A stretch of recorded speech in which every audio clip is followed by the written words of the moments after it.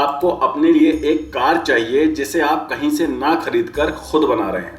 आपने कार का डिज़ाइन, इसकी बॉडी, इसके सारे फीचर्स, यहाँ तक कि ADAS जैसी एडवांस टेक्नोलॉजी भी डेवलप करके एक शानदार कार बना ली, पर ये चल नहीं सकती क्योंकि आपके पास खुद का इंजन नहीं है। और आप जो इंजन बना रहे हैं वो अभी तैयार नहीं है, उसमें वक्त लगेगा, और जब आप बाहर से इंजन लेने जाते हैं तो बदले में आपको मिलता है धोखा। तो फिर बताइए कार कैसे चलेगी। तो लगभग इसी स्थिति से गुजर रहे हैं इन दिनों हमारे फाइटर जेट डेवलपमेंट्स के प्रोग्राम, फिर चाहे वो तेजस MK1 हो, तेजस MK2 हो, या हमारा 5th जनरेशन M का ही क्यों ना हो।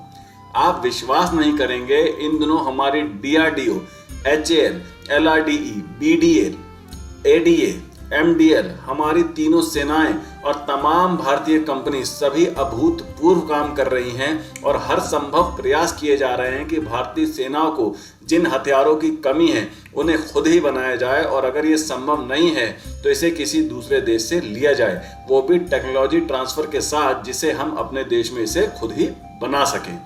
इसी कड़ी में अब खबर निकल के आई है कि जनरल इलेक्ट्रिक ने एक टेक्नो कमर्शियल बिड सबमिट की है जेट फाइटर इंजन डील को लेकर अपने GE414 इंजन के लिए। इस डील की राशि है $1 बिलियन, और अगर भारत इसे मंजूर करता है तो 80% टेक्नोलॉजी ट्रांसफर के साथ इस इंजन को GE भारत में ही बनाएगी, हिंदुस्तान एरोनॉटिक्स लिमिटेड यानी HAL के साथ मिलकर।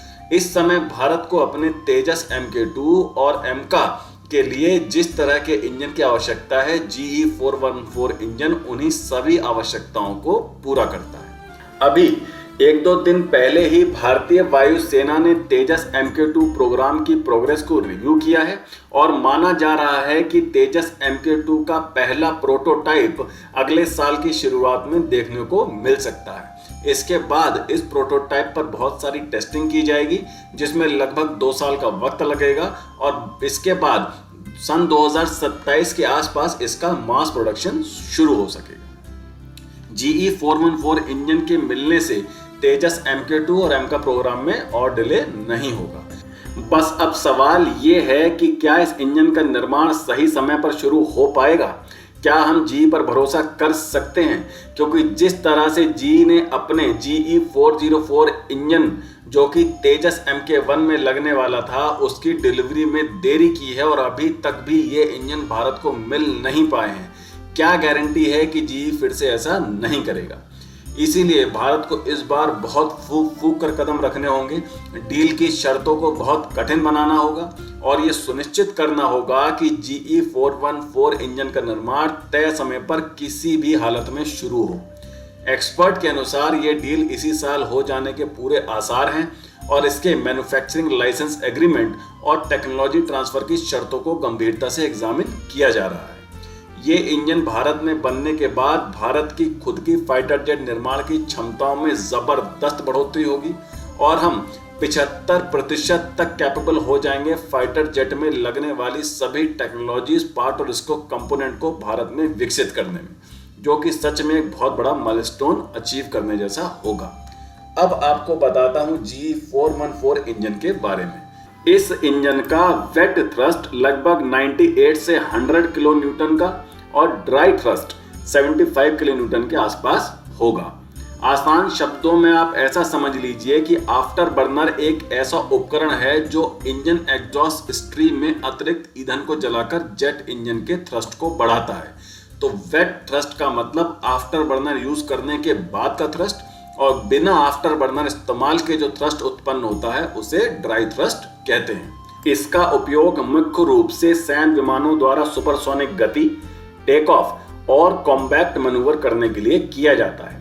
आफ्टर बर्नर का उपयोग करने से बहुत अधिक ईंधन की खपत होती है, जो विमान के उड़ान समय और सीमा को सीमित करता है। इसीलिए इसे जब जरूरत हो तभी इस्तेमाल किया जाता है। इसके अलावा इस जेट इंजन की स्पीड लगभग 2 मैक यानी ध्वनि की रफ्तार से 2 गुनी, मतलब लगभग 2500 किलोमीटर प्रति घंटे के आसपास होगी। अमेरिकी वायुसेना के बहुत ही प्रसिद्ध लड़ाकू विमान FA-18 सुपर हॉर्नेट में भी यही इंजन लगाया गया है, और इस बात में कोई भी शक नहीं है कि ये इंजन बहुत ही रिलायबल और अपने आप में बेजोड़ है। HAL कर्नाटक में बेंगलुरु के पास इसकी फैक्ट्री लगाने का प्लान कर रही है। इसके लिए जमीन भी देख ली गई है और भूमि अधिग्रहण का काम अब शुरू होने वाला है। बाइडेन प्रशासन में जो भारत और अमेरिका के संबंधों में गिरावट देखी जा रही थी, इस डील के हो जाने से उन संबंधों में एक नई जान आ जाएगी। पर मेरा मानना है कि भारत को अगर GE का ये ऑफर पसंद है तो इस डील को फाइनल करने से पहले हमें GE के सामने ये शर्त भी रखनी चाहिए कि आप हमारे तेजस Mk1 के लिए अपने 404 इंजन की सप्लाई तुरंत करना शुरू कीजिए बिना कोई वक्त गवाए। तभी भारत आपसे ये GE 414 इंजन की डील साइन करेगा। तो आप क्या सोचते हैं इस खबर पर कि क्या हमें GE पर अब की बार भरोसा करना चाहिए या नहीं? अपने विचार हमें कमेंट सेक्शन में जरूर बताएं। वीडियो को लाइक करें, शेयर करें और जिन्होंने नहीं किया है उनसे विनती है कि बेल आइकन को दबाकर प्लीज चैनल को अभी सब्सक्राइब जरूर कर लें।